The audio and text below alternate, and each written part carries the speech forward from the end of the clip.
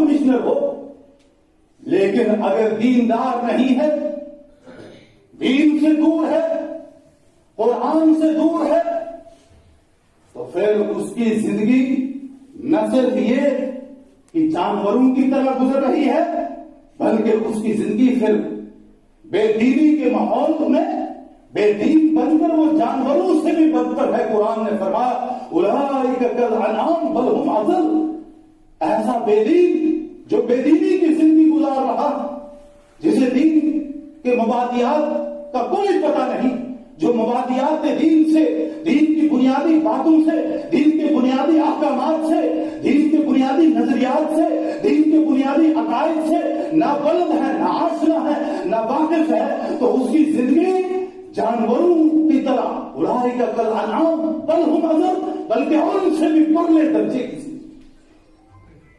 اور دوسری بات یہ کہ جس طرح ہمارے معاشرے کو، ہمارے سماج کو، اہل دنیا کو ایک ڈاکٹر کی ضرورت ہے، ایک انجینئر کی ضرورت ہے، ایک وکیل کی ضرورت ہے، ایک قابل ترین جج کی ضرورت ہے، اسی طرح سے ہمیں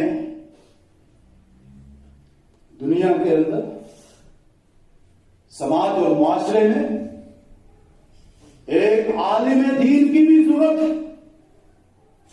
پیدا ہونے سے لے کر موت تک اور موت کے بعد سے لے کر آخرت تک، یہاں تک کہ جنت میں داخل ہونے کے بعد بھی عالم کی ضرورت پڑے گی۔ عالم سے کبھی ہم بے نیاز نہیں ہو سکتے،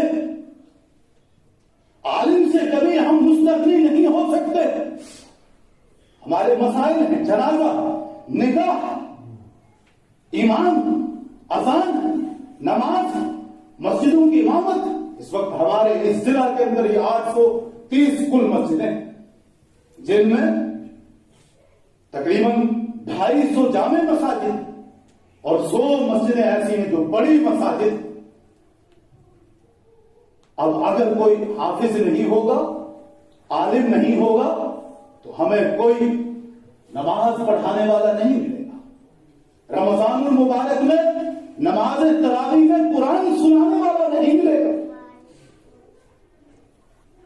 ڈاکٹر نہ ہوا کوئی بات نہیں، لوگ پہلے بھی بیمار ہوتے تھے اور خود ہی اپنا علاج جڑی بوٹیوں سے کر لیتے۔